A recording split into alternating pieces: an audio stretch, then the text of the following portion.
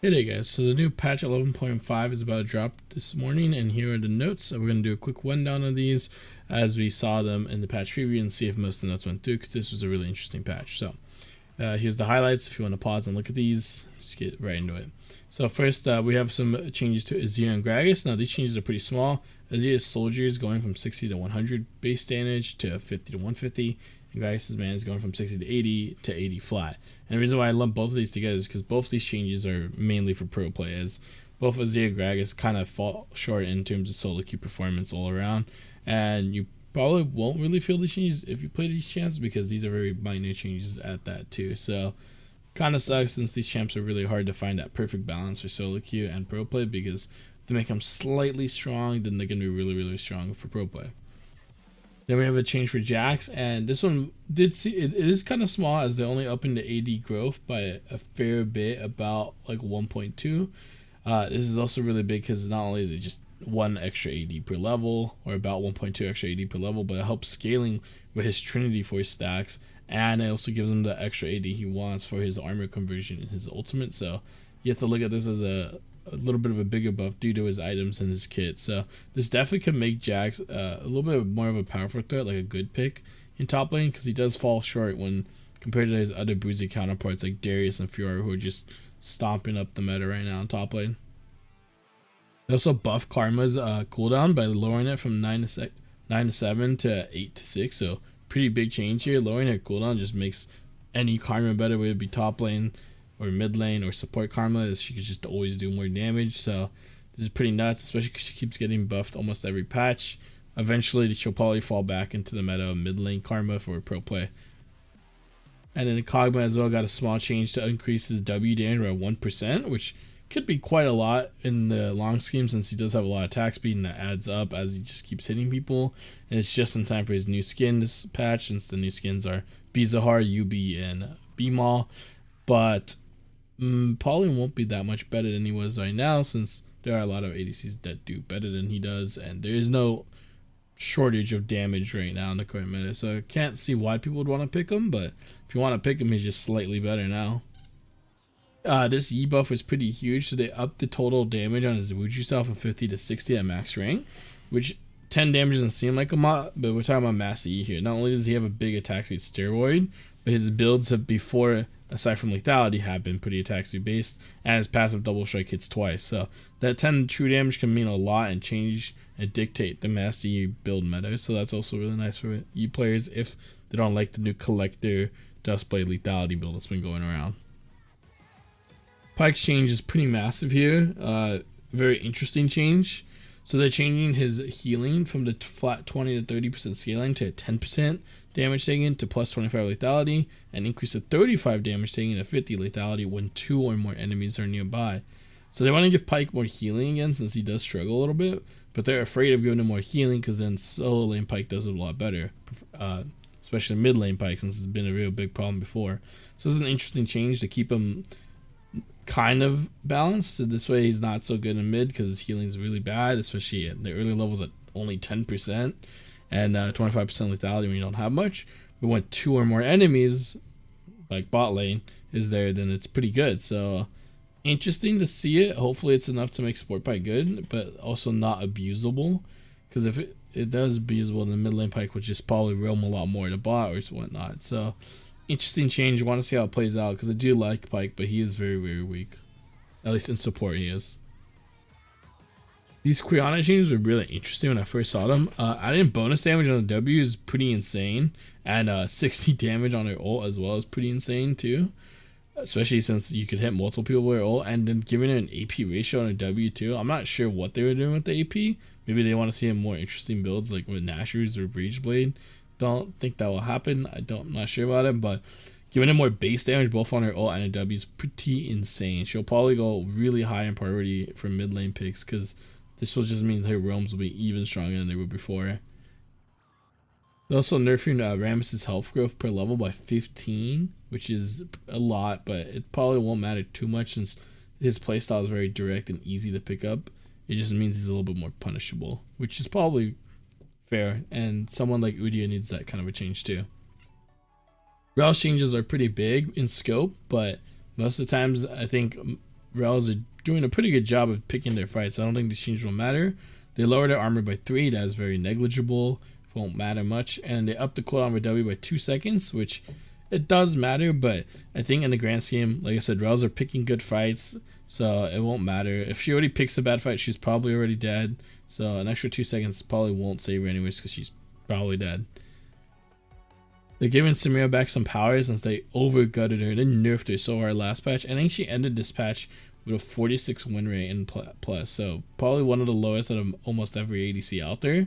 So they're giving her back some AD growth per level and then upping her scaling IQ by 10% max. She's probably going to still need more after this because losing the utility dashing to allies, giving her slower speed, more counterplay was really, really rough for people to adapt to. They made Sejuani's W do 0.75% more of the enemy's maximum health. Nice for clearing. She clears a little bit faster and does a little bit more damage in fights. Probably be a little bit higher priority pick. Probably not too much though. She'll probably just be a pretty solid jungle pick. These Seraphine Nerfs are pretty nice. So they upped the cooldown on their R, which is nice all around the board. And it's this passive change that's massive. So Seraphine's notes will no longer decay when you do damage to non-minions. And then her notes from her allies now only deal 25% of the damage instead of the 100%.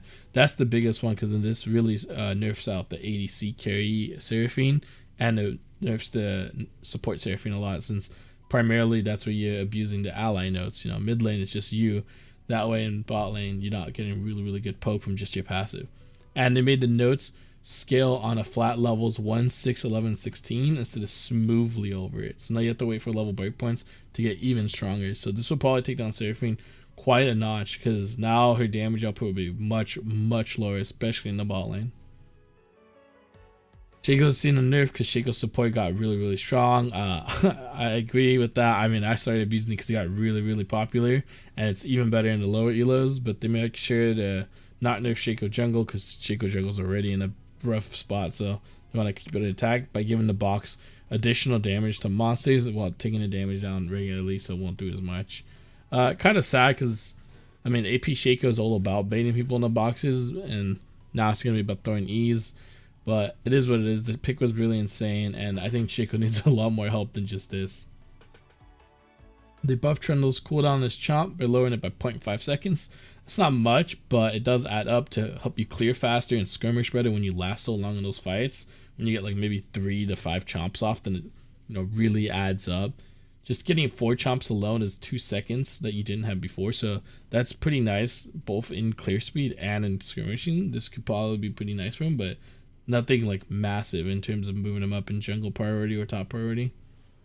They want to take some power away from the AP Twitch by making his passive go from 3% AP to 2.5% AP, but then giving him some bonus AD damage on his ult and making his ult last a little bit longer. Kind of a weird change because it's only 0.5% AP, which I mean does matter, but not like crazy amount matter where like it's kind of broken. And giving him more AD and a longer ult is anything buffing AP Twitch a little bit more, since his ult is already pretty good now, and then it makes his shots just do more damage for when get him lower in execute range for Z. It's really an interesting change. I'm not sure if it really amounts to anything. I think they're just having a problem balancing out what they want to do from AP Twitch. And then we saw the Udyr nerf as well, kind of like how they did for Rabus up there, from a little bit health growth down and then lowering his Phoenix oratorial damage. Lowering the aura damage is huge because in this way you get a clear much slower. So I don't think they have a problem with how much damage he's doing to champions, but more so how fast he's clearing the camps. And the aura damage, taking that down is really nice because then he won't power clear as fast until he gets that Bomby Cinders. But he'll definitely stay a very reliable pick no matter what, because these aren't like massive stat nerfs. These are just a tone down because he is a little bit over the top over every other jungler right now.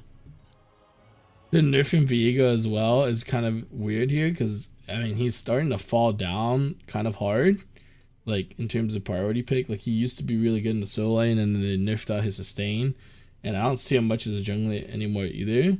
So it's really interesting.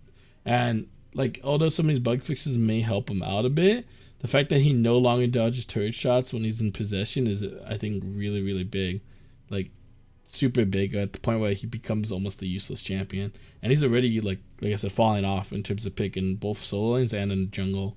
Really interesting one to see. The item changes. These are definitely big changes here because this is what's going to really shake up the meta. Some of these changes weren't that big. They were just nice changes. These item ones are huge. The fact that Muramana is no longer doing 2.5% across everything and is now doing 1.5% on autos and then 3.5% max mana as bonus damage on melee abilities and then 2.7 on range with an 80 ratio might bring back some champions. Like Ezreal might go back to a mana immune build, even though Ezreal's kind of hot right now. But you could definitely see people like Jace and Quirky become a more prominent pick. I expect to see a lot of Quirky mid and maybe even a pro play even, because this is a really big change. And I'm sure there's even other people I'm forgetting right now, but Jason and Quirky are some of the ones, and Ezreal are probably the ones that come top of my mind. But you definitely see Muramana be picked up a lot more for some sort of instances, and definitely priority pick for sure. I feel very confident saying Quirky and Jace will become much higher priority because of this change. The stride breaker. Now this is a really interesting change because people are all over, depending who you talk to, will think it's a nerf or a buff. The fact that you dash a little bit further is really nice for depending what champion you play. Like if you're playing Set, you get in a better position for your ulti. If you're playing Darius, you get in a better position for your Q. But then lowering the slow and the damage is what people are saying it might be a nerf, because the damage wasn't that big. It's more about the slow. If you got hit with a stride breaker, you were pretty much done because the slow was so heavy. But now being 40% might not be as heavy. So it's a really interesting change. No one can really tell you how it's going to pan out. I think it's depending on the champion. Like I said, I think Set will love this because he gets in a better spot for his ult. Same with Darius, but like some other champions like Gnar and stuff might not like it because they kind of just like the damage, and the slow it provides like a stick on people because they don't need to dash. Here's the Rageblade Nerf for Senna. Thank God. This one's very needed. Now that it will no longer get extra damage with excess crit from Senna, and then her as well, that her excess crit or Rageblade can't go over excess crit, I should say. Although that kind of nerfs trending me a little bit since he can get excess crit. Kind of sucks, but it is what it is. Anything to get rid of that Senna build, people do not like it, and it's kind of annoying. The Serpent Fang buff is huge. Now applying a debuff instead of doing bonus damage to shields, you now do 50% debuff, reduce shielding as a melee, or 25% for range. Probably see this item picked up now into shields, because before it was kind of not doing a whole lot, and the item's kind of bad statted for people that aren't assassins. But this is a nice change for sure. Malma Mortis is also a nice change, going from 3100 to 2800. It's not the best item ever, but you don't want situational defensive items to be expensive. You just want them to be cheaper, so you get them for their strong effect and then go back to your main build. You'll probably see a decent amount of Malmortis pickups too. The Black Cleaver change is pretty big. I've seen some people be upset that they lost the Butcher passive, but again, the movement speed passive back is going to be huge, because that's why champions like Pantheon, Darius, Fiora, and Garen loved it, because it helps them stick onto their enemies while keeping the armor pen. I don't think they need the extra damage. They want the fact to be able to stick on people. And then lowering the goal from 3,300 to 3,100 is also nice, because it won't make it so expensive and unbearable to reach. You definitely expect to see Black Cleaver being built on Darius and Gnar again, possibly Garen and Fiora as well, and maybe some other champions. And then they added an in-game shop feature now, where if you buy a Doran item, it comes with pots. You don't have to click as much. And the skins for this patch are Bizahar, UB, and BMOS. So you could be looking forward for that. But overall, this is a pretty good patch. I know people are looking for these skins. These item changes are quite huge, especially the Black Cleaver, Stride Breaker, and Muramana one. Really meta-defining, I feel like. And the changes overall were pretty nice. Some of them like not really doing so much. Some of them just smaller, helping people out. I think the biggest change here is probably the Seraphine Nerf and the Senna Nerf, as Seraphine in the bot lane, especially ADC, is too annoying, and Senna is just ruining people's days. So overall, pretty good changes, but the rest of them are kind of small in scope. But it's definitely still a decent patch, a good patch, especially with the items. That about does it for me, guys. Let me know what you guys think about this patch and what you thought of this video. If you made it all the way to the end, please comment Oreos down below, because I think it's always funny, and I want to see who makes it to the end of these long patch note videos, as I do like kind of just sharing my thoughts in an unscripted way, even if it seems kind of weird and rambly. And, join our Discord, because I'd love to talk with you guys more and catch games with you guys. But until then, guys, stay safe out there. Enjoy the rest of your day.